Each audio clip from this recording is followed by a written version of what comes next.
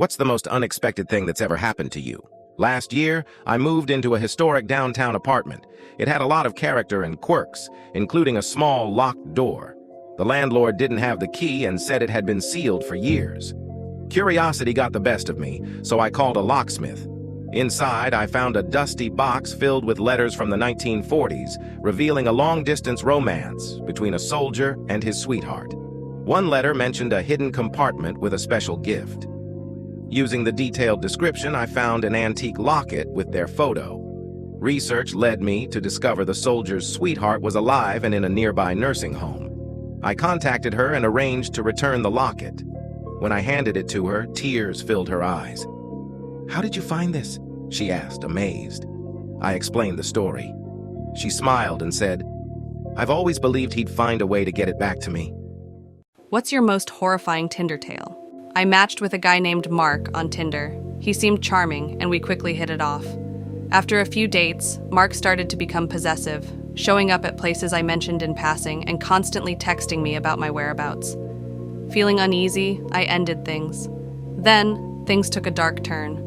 Mark began showing up at my apartment unannounced, leaving roses on my doorstep with notes that read, "I'm always watching you." I blocked him on social media, but he kept finding ways to contact me, describing my daily activities in unsettling detail. One night, I heard noises outside my window and saw Mark staring up at my apartment. Terrified, I called the police, who caught him trying to break in. Mark was arrested and charged with stalking. I got a restraining order against him, but the experience left me shaken. To this day, I'm extra cautious about who I meet online, a constant reminder of how a simple Tinder match turned into a living nightmare. I tried to save a man who turned out to be a lifeguard in training. Last summer, I was at the beach with friends. We were lounging when I noticed someone thrashing in the water, clearly struggling. Instinctively, I bolted towards the waves and swam out to help. As I got closer, I realized the person wasn't panicking, but just practicing some impressive surfing techniques. Turns out, he was an off-duty lifeguard training in open water. We both laughed about it, and he thanked me for my bravery. He then offered to teach me how to surf as a thank you. We spent the rest of the afternoon together, and I discovered a new hobby. He even complimented my quick thinking and eagerness to help, making me feel a bit less embarrassed about the whole situation. As a sweet twist, we kept in touch after that incident, and over time, he became my surf buddy. Now, every summer, we hit the waves together, and he still calls me hero as a joke about what happened when we first met. It was an embarrassing moment that turned into a beautiful friendship. What's the most heartwarming reunion you've witnessed at a memorial? On the 5th anniversary of my grandma's passing, my dad and I arrived at her grave with tulips in hand, only to find a delicate paper crane resting beside her stone, a surprise neither of us expected. Grandma had a passion for origami, which she shared with me, but we knew of no one else in the family who practiced it. While pondering over this unexpected gift, my phone vibrated with a message from my estranged cousin Lucy. It read, "Thinking of Grandma, I realized it's time to mend fences. Sorry for the silence. Can we start fresh?" It dawned on me that Lucy, too, had learned origami from Grandma during forgotten summer visits. Moved by her gesture, my dad suggested we invite Lucy over right then. When she arrived, tentative yet hopeful, the years of separation melted away as my dad welcomed her with open arms. It was a reunion that turned a day of remembrance into a new chapter of reconciliation, all under the watchful eyes of Grandma's spirit. Am I the a-hole for announcing our twins at my brother's engagement party? A few years ago, when I had just received a major promotion at work, I decided to celebrate this milestone with a small gathering of family and friends. My brother, always one for dramatic gestures, chose that evening to propose to his girlfriend. The focus swiftly shifted from my career achievement to his engagement, and what was supposed to be my celebration ended up as the backdrop for his proposal. Fast forward to this year, and it was now time for my brother's elaborate engagement party. Despite my genuine happiness for him, memories of my overshadowed celebration lingered. As speeches filled the evening and everyone toasted to his future, a mix of anticipation and resolve stirred in me. Standing up with my wife by my side, I held up my glass for a toast and announced that we were expecting twins. The room erupted with joy and surprise. Our family and friends crowded around us, offering their congratulations and sharing in our excitement. However, my brother's reaction was far from joyful. His face clouded over, and for the rest of the evening, he was visibly upset. So am I the a-hole for reclaiming the spotlight at my brother's party? What happens when a rich kid faces reality for the first time? In college, my classmate Trent was notorious for flaunting his wealth, always sporting the latest designer gear and driving flashy cars.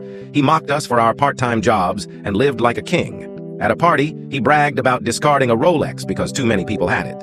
But reality struck hard in our senior year. At a crowded campus cafe, Trent received a call from his dad. He begged for more money to splurge in Europe.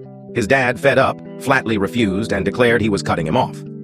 Trent's meltdown was public, cursing, throwing his phone, and breaking down. Soon after, the luxury cars and designer threads disappeared. Trent ended up working alongside me at the campus bookstore, a humbling job he once mocked. Every shift, handling textbooks and sweatshirts, seemed to chip away at his arrogance. Seeing Trent clock in at the bookstore, grappling with reality, was a stark turnaround. His faltering steps into this new life made us wonder, what really happens when a rich kid loses it all? One day, Albert Einstein said to his driver, "I'm sick of all these conferences. I always say the same things over and over." The driver agrees. "You're right. As your driver, I attended all of them. And even though I don't know anything about science, I could give the conference in your place. That's a great idea," says Einstein. "Let's switch places then." So they switch clothes. The driver dressed as Einstein goes on stage and starts giving the usual speech while the real Einstein dressed as the car driver attends it. But in the crowd, there is one scientist who wants to impress everyone and thinks of a very difficult question to ask Einstein, hoping he won't be able to respond.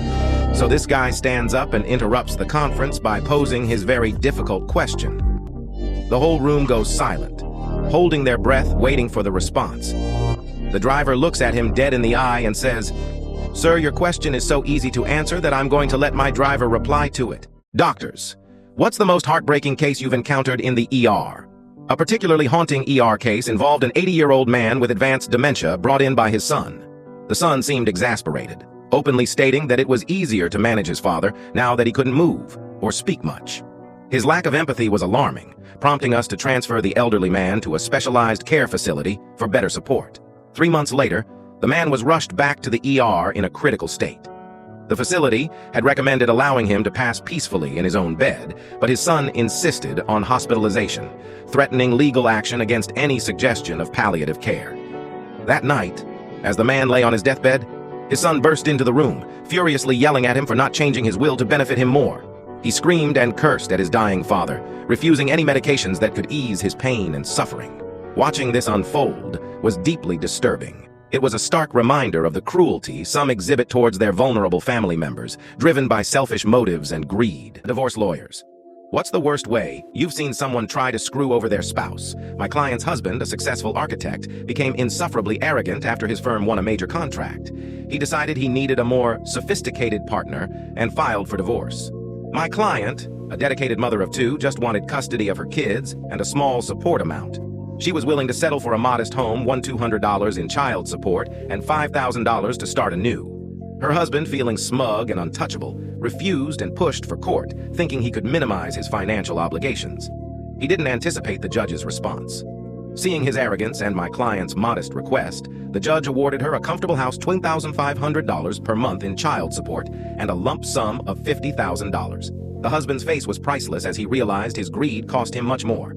My client, in tears, thanked the judge, knowing her children would now have a secure future. His attempt to cheat her out of a fair settlement ended with him losing a significant portion of his wealth, a fitting consequence for his arrogance.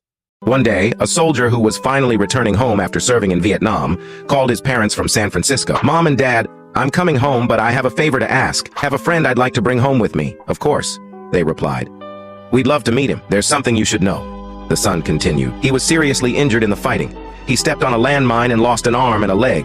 He has nowhere else to go, and I want him to come live with us." "We're sorry to hear that, son. Maybe we can help him find somewhere to live." "No, Mom and Dad, I want him to live with us." "Son," said the father, "you don't understand what you're asking. Someone with such a severe handicap would be a tremendous burden on us. We have our own lives to live, and we can't let something like this interfere with them. I think you should just come home and forget about this friend. He'll find a way to manage on his own." At that point, the son hung up the phone. The parents heard nothing more from him. A few days later, however, they received a call from the San Francisco police. Their son had died after falling from a building. They were told the police believed it was suicide. The grief-stricken parents flew to San Francisco and were taken to the city morgue to identify their son's body. They recognized him, but to their horror, they also discovered something they didn't know. Their son had only one arm and one leg. What happens when a spoiled kid faces reality for the first time? In high school, my classmate Brandon was notorious for flaunting his wealth. He always had the latest gadgets, designer clothes, and drove a brand new sports car. He mocked the rest of us for taking public transport and working part-time jobs. At one party, he bragged about throwing away an iPhone because a newer model had come out. But reality struck hard during our senior year. At a crowded school assembly, Brandon received a call from his parents. They had finally had enough of his reckless spending and told him he was cut off financially. Brandon's meltdown was public. He yelled, threw his phone, and stormed out, leaving everyone in shock. Soon after, the flashy car was gone and his designer clothes were replaced by regular outfits. Brandon ended up working at the local grocery store, a job he had always mocked. Each shift, stacking shelves and ringing up groceries, chipped away at his arrogance. Watching Brandon clock in and out, struggling to adjust to his new life, was a stark turnaround. His faltering steps into this new reality made us all wonder, what truly happens when a spoiled kid loses it all? It was a humbling experience that showed us the value of hard work and humility.